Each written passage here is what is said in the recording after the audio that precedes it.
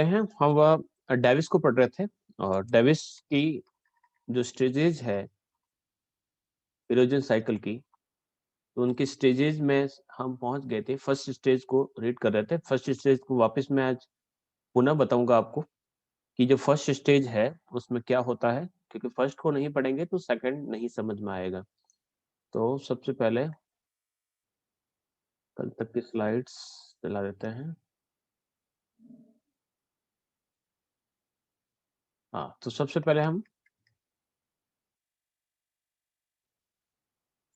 Young age की बात कर रहे थे कि जो तरुणावस्था है, इसे युवा अवस्था भी कह सकते हैं। तो इसके अंतर्गत कौन कौन सी प्रोसेस होती है, तो उसके अंतर्गत हमने कहा था कि इस समय सबसे पहले तो जो फर्स्ट जो स्टेज है उसके अंतर्गत सबसे पहले अगर देखें स्टेजेस में बांटे तो सबसे पहले क्या होता है, आपके उत्थान होता है यानी अपलिफ्टमेंट होता है। और अपलिफ्टमेंट होने के बाद जो सेकंड स्टेज है उसमें आती है सबसे पहले युवा अवस्था। युवा अवस्था के अंतर्गत क्या होता है, सबसे पहले जैसे ही उत्थान यानी कोई एक पहाड़ बन गया या कोई एक चट्टान है वो खड़ी हो चुकी है, पूरा पर्वत बन चुका है, उसके बाद उस पर इरोजन का जो वर्क है यानी अपरदन का जो कार्य है वो प्रारंभ होता है। और अपरदन का जो कार्य प्रारंभ होता है तो उस समय जो रिवर्स होती है काफी ऊंचाई तक होती है, तो उस समय जो रिवर्स होती है काफी स्पीडली जितना भी जो डेब्रिस होती है उसको काफी क्षमता के साथ, पावर के साथ बड़े-बड़े से जो शिलाखंड होते हैं, चट्टानों के बड़े-बड़े से जो टुकड़े होते हैं, उनको वहाँ से मूव करती है, वहाँ से हटाती है। और जब वो हटाती है, तो पानी की जो स्पीड है, उससे वहाँ पर गड्ढे बनने लगते हैं। यानी धीरे-धीरे जो पहाड़ जो खड़ा हो चुका है, वह कटने लगेगा। और कटने की जो प्रोसेस है, वो भी किस प्रकार से होगी? वर्टिकली होगी। यानी जो प्राइमरी स्टेज है, उसके अंतर्गत जो वर्टिकली इरोजन का जो वर्क है, वो सबसे अधिक होता है। यहाँ पर इस समय वी शेप वैली यानी वी आकार की घाटी बनती है, गॉर्ज बनते हैं, कैनियन बनते हैं। तो इस प्रकार की स्थिति यहाँ पर बनती है। तो नदियों की जो घाटियाँ है वो काफ़ी संकरी यानी काफ़ी नैरो हो जाती है, काफ़ी डीप भी होती है, ढाल उसके खड़े होते हैं और उत्तल प्रकार के ढाल होते हैं। इसको हम कल डिस्कस कर चुके हैं। तो हम कह सकते हैं कि सामान्य तौर पर कि जो नदी है, वो मान लीजिए ये पहाड़ है और पहाड़ पे इतना इरोजन मैंने बता दिया कि इतना इरोजन हो चुका है। अब यहाँ पर ये वर्टिकली इसको काटेगी और धीरे-धीरे नीचे की तरफ उठती रहेगी। तो दोनों पर्वतों के बीच में जैसे पूरा कट जाएगा तो कटने के बाद आपके सामने ये स्थिति रहेगी। इससे पहले स्थिति क्या थी? यहाँ पर पहाड़ यहाँ तक बना हुआ था। यहाँ से काटना प्रारंभ किया और धीरे-धीरे नदी ने यहाँ तक लास्ट तक इसको पूरा-पूरा काट दिया। तो इस प्रकार से यहाँ पर शीर्ष अपर्दन यानी सबसे ऊपर वाला जो क्षेत्र है, वहाँ पर अपर्दन का वर्क ज़्यादा रहेगा।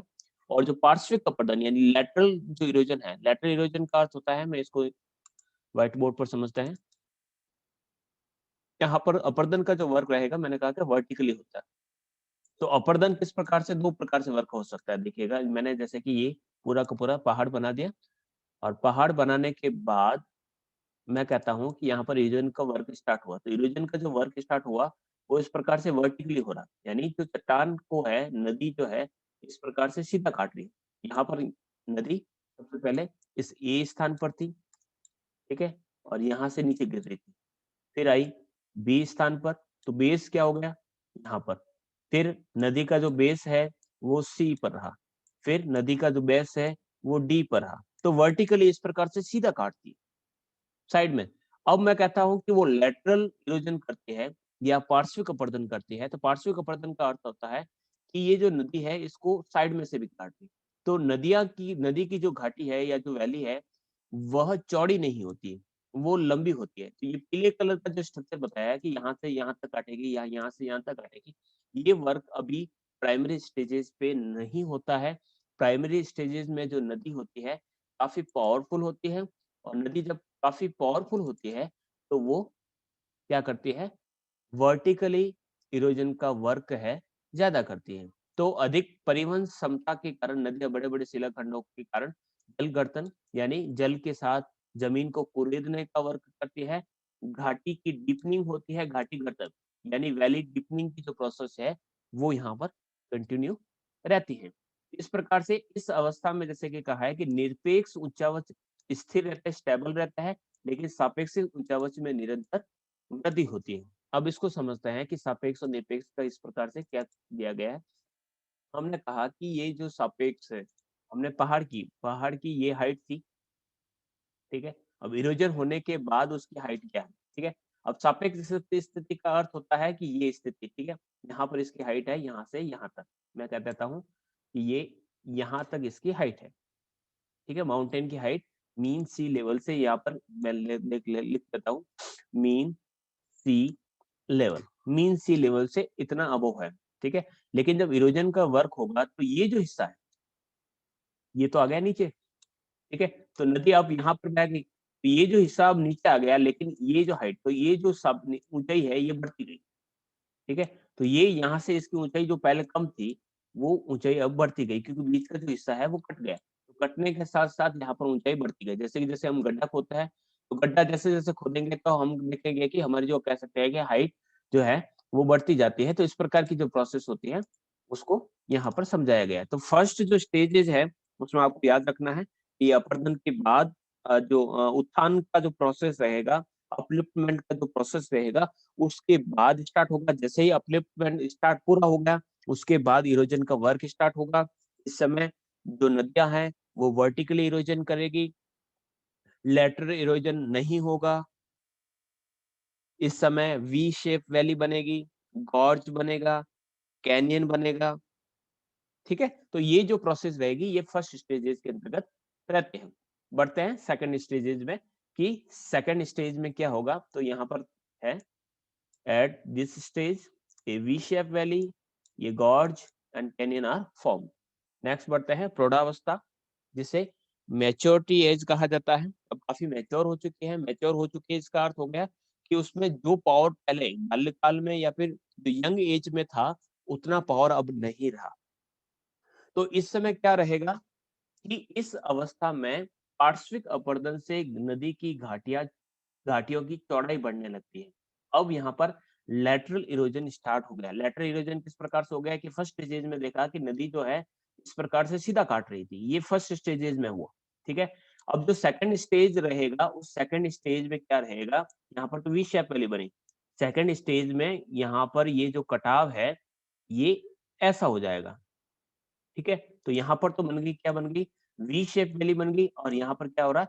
यू शेप वैली बन गई। तो यहाँ पर जो इरोजन हो रहा है वो साइड से हो रहा है, यानी जो साइड के किनारे हैं वो कटते जा रहे हैं। तो साइड के किनारे जिस प्रकार से धीरे-धीरे कटते जाएंगे, तो नदी की जो घाटी है यानी जो वैली, वैली क्या है? ये वाला पोर्शन जो है, ये वाला पोर्शन जो है, ये कहलाता है वैली, ठीक है? यहाँ पर ये वैली है, थोड़ा-सा इसको मैं 3D कर देता हूँ।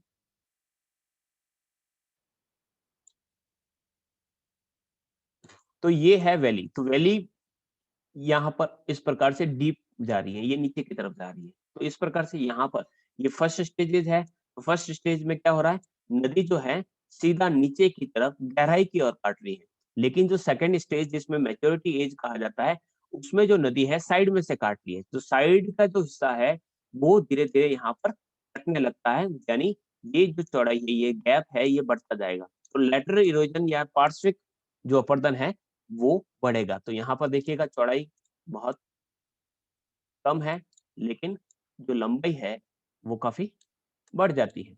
लेकिन यहाँ पर हो सकता है कि लंबाई आपको कम देखने को मिले, लेकिन चौड़ाई जो है आपको ज़्यादा देखने को मिलेगी। तो घाटी का गहरा होना कम हो जाता है। घाटी जो है उसकी गहराई जो है, उसकी डीपनिंग जो है वो तो हो जाती है कम, और उसकी जो चौड़ाई है, ठीक है? उसकी जो विड्थ है वो बढ़ने लगती है। निरपेक्ष एवं सापेक्ष उच्चावच दोनों में ह्रास होने लगता है, यानी दोनों ही बराबर होने लगते हैं। देखिएगा यहाँ पर हाइट काफ़ी बड़ी है, देखिएगा ये हाइट, टोटल हाइट, ठीक है?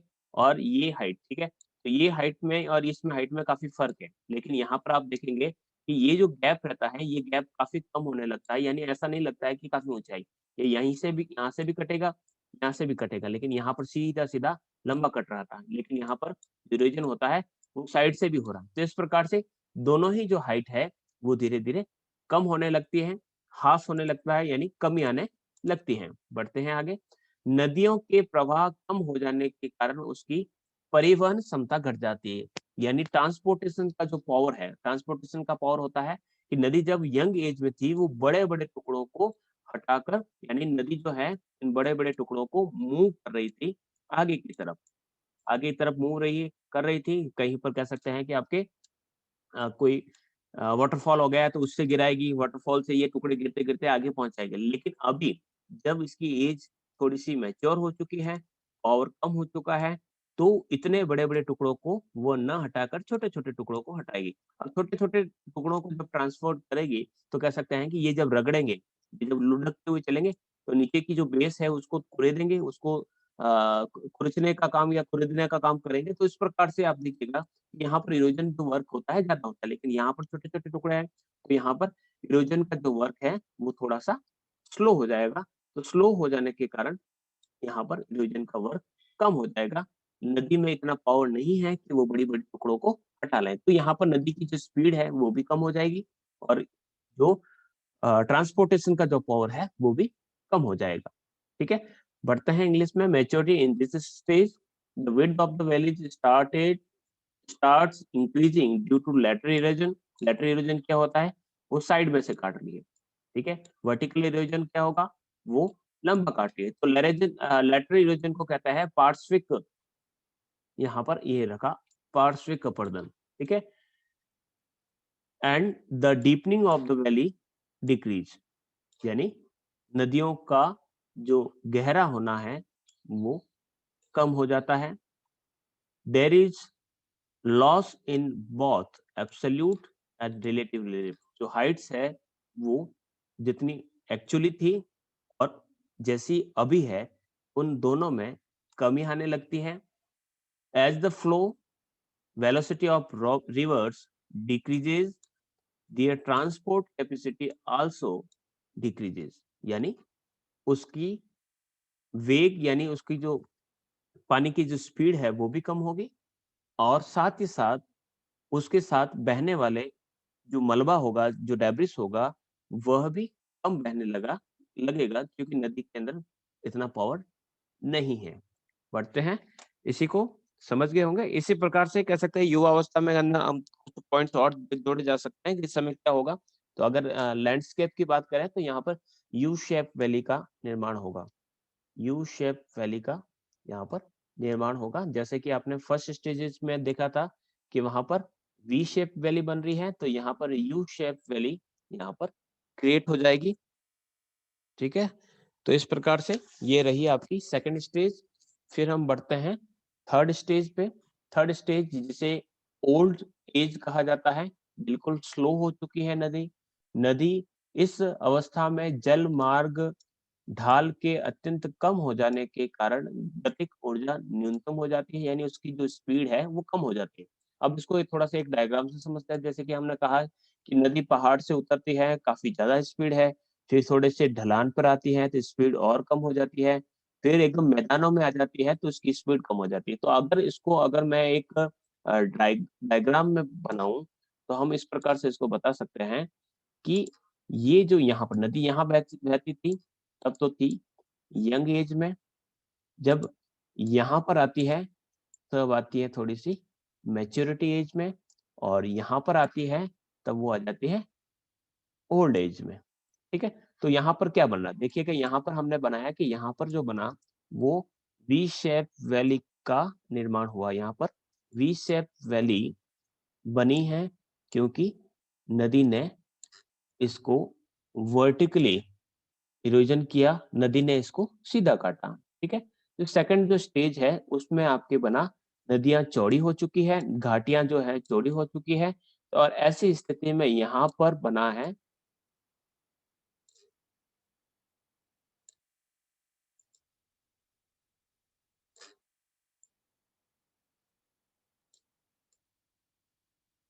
U shape valley. यहाँ पर यू शेप वैली यहाँ पर बनी और यहाँ पर बनी वी शेप वैली। ठीक है?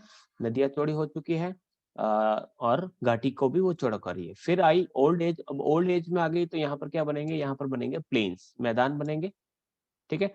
प्लेन्स बनेंगे या फिर कह सकते हैं कि यहाँ पर प्लेन्स के बीच में जैसे कि पहले कहा था कुछ टुकड़े बिना कटे हुए रह जाते हैं, जिसे कह सकते हैं कि मोनोटोन कहते हैं।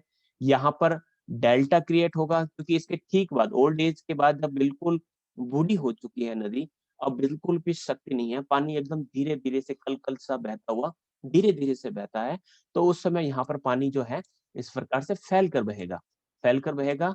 तो यहाँ पर क्या बनेगा, डेल्टा बनेगा, और डेल्टा के बाद ये सीधा सीधा किसमें गिर जाएगी, ये ओशन में गिर जाएगी। तो ये लाइफ ऑफ रिवर्स कह सकते हैं इसे लाइफ ऑफ रिवर्स कर सकते हैं, या इरोजन का साइकिल कह सकते हैं। लेकिन इरोजन जब का वर्क है वो यहीं पर स्टार्ट हो जाता है, यहाँ पर एंड हो जाता है। यहाँ पर जैसे प्लेन बन गया, तो प्लेन की जो प्रोसेस है, तो प्लेन जब होता है तो प्लेन में डिपोजिशन का वर्क स्टार्ट हो जाता है।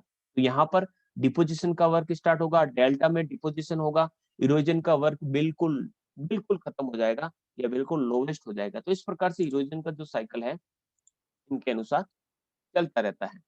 बढ़ते हैं आगे, इसको थोड़ा सा साफ कर लेते हैं।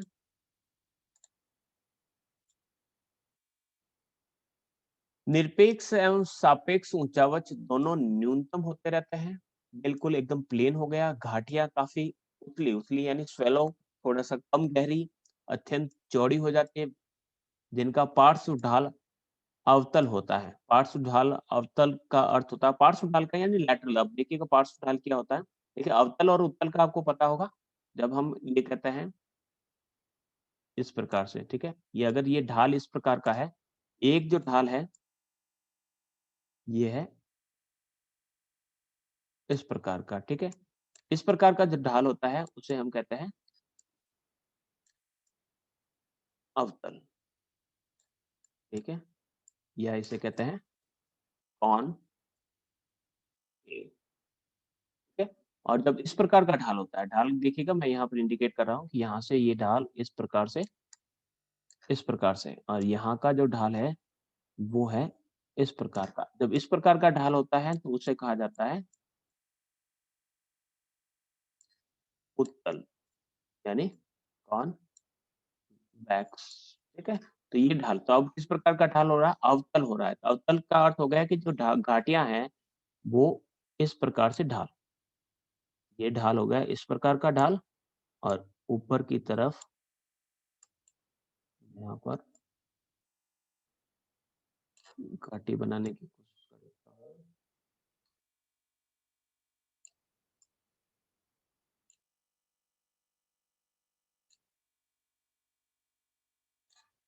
तो इस प्रकार से आप देख पा रहे होंगे कि जो ढाल है वो इस प्रकार से, यानी जो रिवर है वो इसके अंदर से इस प्रकार से बह रही है, और जो ढाल है वो बन गया आपके इस प्रकार का। तो इस प्रकार का ढाल एकदम बिल्कुल चौड़ी हो चुकी है। तो इस प्रकार की जो प्रोसेस होती है एकदम जीर्णावस्था के अंतर्गत हो जाती है। तो पहाड़ का कुछ हिस्सा ही यहाँ पर कटने को बचा है, यानी जो पहाड़ था वो पूरा का पूरा बना हुआ था। अब धीरे धीरे फर्स्ट स्टेज में, जैसे कि ये लास्ट स्टेज जो थी, इसको अलग अलग कलर पर मैं ओवरलैप करता हूँ यहाँ पर, ठीक है। इससे पहले ये इस प्रकार से थी, तो इससे पहले ये थी इस प्रकार से, पीले कलर से मैं इसको ओवरलैप कर लेता हूँ ताकि आप बेहतर तरीके से समझ पाएगी। पहले था ये वी, तो पीले रंग का जो है वो था आपके आपके पहले की स्टेजेस, और इससे पहले की जो स्टेजेस है अगर उसकी बात करें तो वो थी आपके माउंटेन। अब माउंटेन किस प्रकार से था, मैंने कहा कि ये था ऐसा पहाड़। अब पहाड़ यहाँ से काटना शुरू हुआ, नदियाँ, पहले नदी पहले यहाँ बहती थी इसके सबसे टॉप पर, यहाँ से ए पर, फिर आई बी पर, फिर आई सी पर, फिर आई डी पर। तो इस प्रकार से एक जो पर्वत था वो धीरे धीरे कट गया। फिर धीरे धीरे क्या होगा, ये साइड के जो हिस्से है वो भी कट जाएंगे, और पूरा का पूरा जो पहाड़ है वो एकदम सपाट हो जाएगा, एकदम साफ हो जाएगा। तो इस प्रकार की जो प्रोसेस है, जो इरोजन का वर्क है वो चलता रहेगा। तो नदियां इस समय मियांडर बनाती हैं, बनाती हुई विस्तृत बाढ़ मैदानों का निर्माण करती है। अब मियांडर क्या होता है देखिएगा, जैसे कि ये पहाड़ है, अब पहाड़ से मैंने कहा कि ये पहाड़, और पहाड़ पर मैंने कहा कि ये बन गई आपकी इस प्रकार के घाटी बन गए, ठीक है। जो नदी है वो यहाँ से मूव कर रही है, ठीक है, काफी चौड़ी हो गई। पहले जो पहाड़ था वो काफी यहाँ से जुड़ा हुआ था, ये जो हिस्सा था ये पार्ट ये एकदम जुड़ा हुआ था, पहाड़ पूरा था। अब नदी यहाँ से बह रही है, अब नदी जब मैदान में जाएगी तो मैदान में जाने के बाद अब पानी को अगर हम स्पीड से गिराते हैं तो आप देखेंगे कि पानी को अगर स्पीड से गिराएंगे तो पानी एकदम सीधी रेखा में जाएगा। लेकिन अगर पानी धरातल पर आपने ऐसे ही गिरा दिया है तो वो पानी क्या होगा, जहाँ रास्ता मिलेगा वैसे घूमता फिरता इस प्रकार से मैदानों में जब नदी आती है तो इस प्रकार से मियांडरिंग करती हुई चलती है। ठीक है, आपके इस प्रकार से घूमती हुई जाती है। ठीक है, तो नदियां जब पर्वत के पास होती हैं तो काफी स्पीड से एकदम सीधी बहती हैं, लेकिन मैदानों में आती हैं तो जो नदियां हैं वो इस प्रकार से मियांडरिंग करती हुई चलती है। ठीक है, तो मियांडरिंग करती है तो मियांडरिंग के साथ अब बाढ़ के मैदान यानी आप आपके फ्लड प्लेन्स बनेंगे। फ्लड प्लेन्स किस प्रकार से बनेंगे कि इसके आसपास का जो क्षेत्र रहेगा जहाँ से ये नदी, यहाँ पर पानी जो है अपने साथ जो मिट्टी ला रही है उसको क्या करेगी, यहाँ पर डिपॉजिट करेगा। तो रेड वर्क से मैंने देखा है, दिखाया है यहाँ पर भी एक मैदान बनेगा जहाँ पर ये डिपॉजिट आसपास में जितना भी जो कचरा होगा नदियाँ क्या करेगी, अपना यहाँ पर डिपॉजिट का वर्क करेगी। तो ये डिपोजिशन होता रहेगा और नदियाँ जो है यहाँ पर इस प्रकार से डिपॉजिट। तो ये आपके फ्लड प्लेन, यहाँ पर फ्लड के प्लेन्स क्रिएट हो रहे हैं, यहाँ पर नदियाँ बलखाती हुई इस प्रकार से मियांडरिंग करती हुई, या इसे हिंदी में कहा था विसर्प। मियांडर का अर्थ होता है विसर्प, तो विसर्प बनाती हुई ये यहाँ पर चलती है। इस प्रकार की जो प्रोसेस होती है वो यहाँ पर चलती है। अब यहाँ पर मियांडरिंग के साथ-साथ आपने एक कॉन्सेप्ट को और दिखा था कि यहाँ पर एक ऑक्सबोर लेक भी बनेगा। ऑक्सबोर लेक इस प्रकार से बनेगा कि ये मियांडरिंग करती हुई, मान लीजिए सपोज दैट ये यहाँ से इतना मियांडरिंग हो गई, तो यहाँ पर ये यहाँ पर गई और फिर ये नदी यहाँ से घूम रही है। ठीक है, काफ़ी मियांडरिंग हो गई, तो जैसे ये मियांडरिंग हो गई तो यहाँ पर इरोजन हो रहा है। साइड के जो किनारे होते हैं वहाँ पर हमेशा सबसे ज़्यादा कटाव होता है। यहाँ पर कटाव होगा, यहाँ पर कटाव होगा। एक बार कटाव होते-होते क्या होगा कि ये दोनों जो हिस्से हैं एकदम पास में आ जाएँगे और ये दोनों हिस्से मिल जाएँगे। जब ये दोनों मिल जाएँगे तो नदी क्या करेगी, डायरेक्टली यहाँ से डायरेक्टली नदी क्या करेगी, इस दिशा में मूव कर गई। तो बीच का जो ये हिस्सा है, ये बच गया। यहाँ पर डिपोजिशन हो गया, तो यहाँ पर एक झील बन गई। तो झील का आकार किस प्रकार का है? लेक जो बना, वो इस प्रकार का बन गया। ठीक है? क्योंकि नदी जो है, वो सीधी चली गई। पहले घूम कर जाती थी, लेकिन अब नदी जा रही है, सीधी चली जा रही है। तो ये जो हिस्सा है, जिसमें पानी भरा रह गया, तो ये कहलाता है आपका ऑक्स बो लेक, या इसे गोखुर झील के नाम से जाना जाता है। तो ये प्रोसेस भी इस समय आपके यहाँ पर बनेगी। बढ़ते हैं आगे। तो ये तीनों ही आपके स्टेजेस हैं, आगे बढ़ते हैं। समतल मैदानों को डेविस ने पेनिप्लेन या समतल मैदान के नाम से जाना है। यानी जो मैदान बनते हैं लास्ट में सारा का सारा इरोजन वर्क हो गया। तो इरोजन वर्क होने के बाद लास्ट में जो प्लेन बचता है उसे क्या कहता है? डेविस कहता है पेनी प्लेन। तो पेनी प्लेन क्या है? तो डेविस के अनुसार ये आपके जो समतल मैदान बनता है इरोजन का वर्क कंप्लीट होने के बाद, उसे उन्होंने पेनी प्लेन कहा है, संप्राय मैदान क्या कहा है। इसके बीचों बीच कुछ टुकड़े ऐसे होते हैं चट्टान के, जो टुकड़े उनका इरोजन नहीं हो पाता। कुछ कठोर चट्टानें हो सकती है जो इरोजन नहीं होने के कारण बच जाती है। तो ये जो चट्टानें जो बच जाती हैं, उन्हें वो कहता है, आगे आ जाएगा मोनेडनॉक। ठीक है, पेनिप्लेन की सतह पर उत्तल या अवतल ढाल वाली कम ऊंचाई वाली अवशिष्ट यानी रेजिडुअल हिल्स जो है वो मिल जाती है, जिसे मोनेडनॉक मोनेडनॉक किसने कहा है? डेविस ने कहा है। तो बड़े-बड़े से पहाड़ थे, लेकिन पूरा काट दिया, लेकिन उसके छोटे से अवशेष जो है यहाँ पर बच गए। तो बच जाते हैं छोटे-छोटे से अवशेष, उनको कहता है मोनेडनॉक। जो मैदान बन जाता है पहाड़ की जगह पर, उसे कहा जाता है पैनी प्लेन। तो इस प्रकार से इन्होंने अपने सारे के सारे कॉन्सेप्ट को समझाया है कि किस प्रकार से जो नदी है बेस लेवल तक पहुंचती है, और बेस लेवल तक पहुंच पर यानी आधार तल की जो संकल्पना है उसके आधार पर उसने अपने कॉन्सेप्ट को, जियोमॉर्फोलॉजिकल जो कॉन्सेप्ट है उसको समझाने का प्रयास किया। ठीक है, ये इंग्लिश में आप देख लीजिएगा। In this state, the kinetic energy becomes the minimal due to the very low waterway gradient।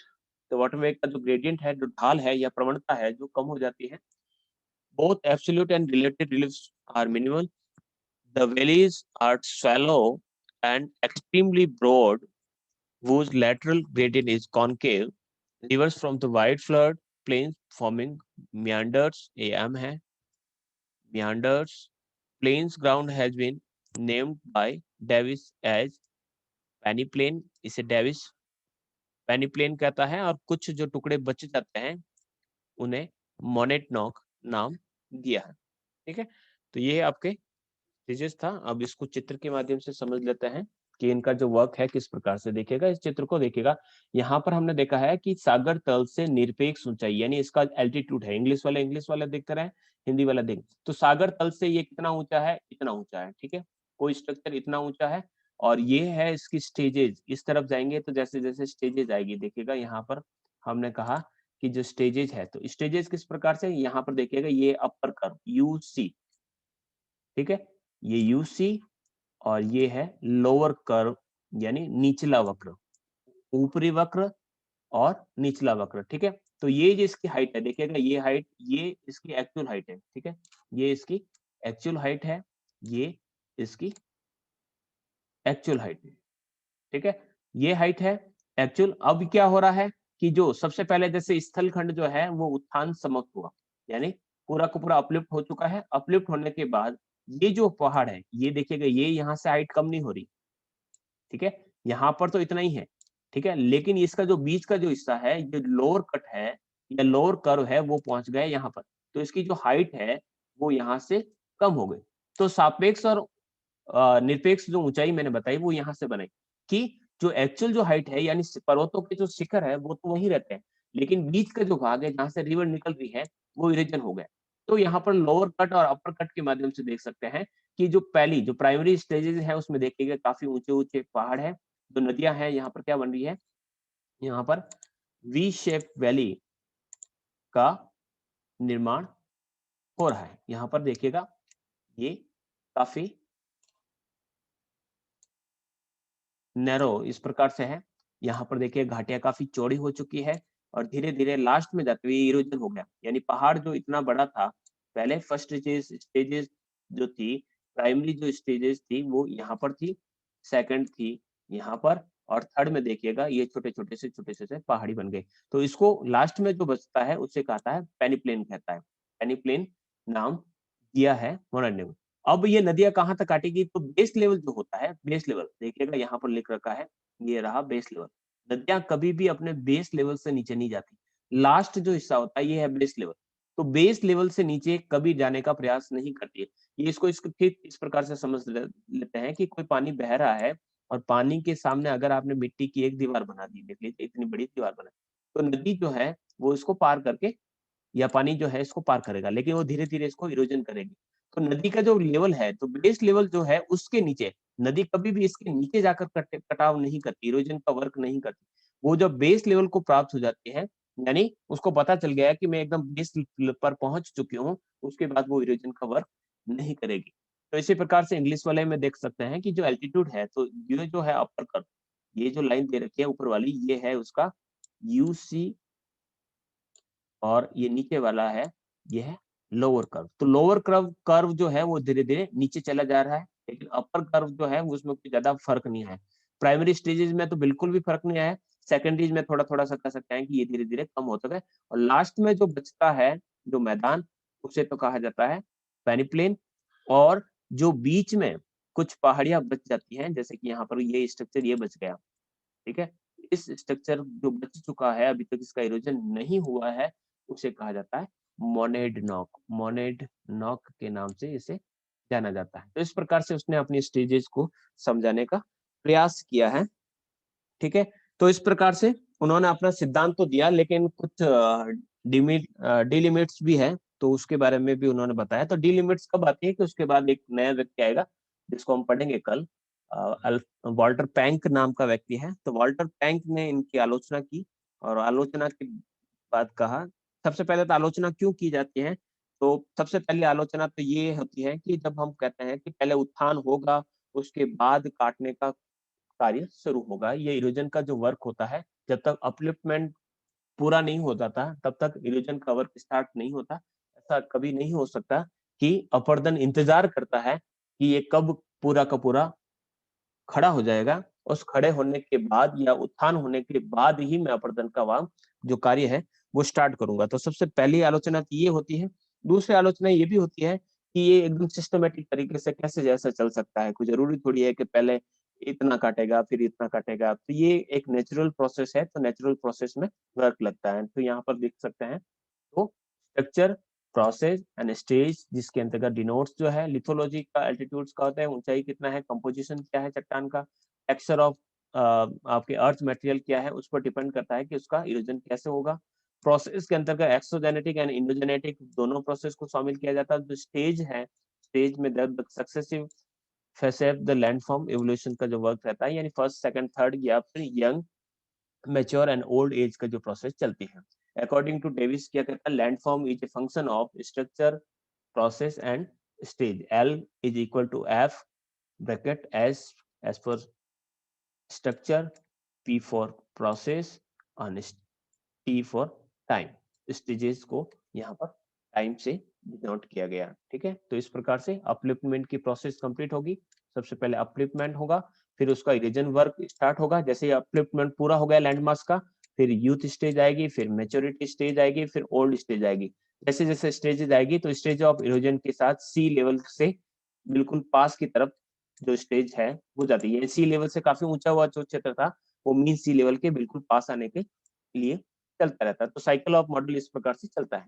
इसी प्रकार से उसके बाद वाल्टर पैंक आएंगे, जो इसको अपना जो मॉर्फोलॉजिकल जो सिस्टम की जो कॉन्सेप्ट है, उसमें कुछ वर्ड है, तो वो जर्मन वर्ड है, तो उसको तो हम वैसे ही याद करेंगे, और क्या है तो उसको हम कल डिटेल में देखेंगे। आज के लिए इतना ही। कल क्या रहता है उसका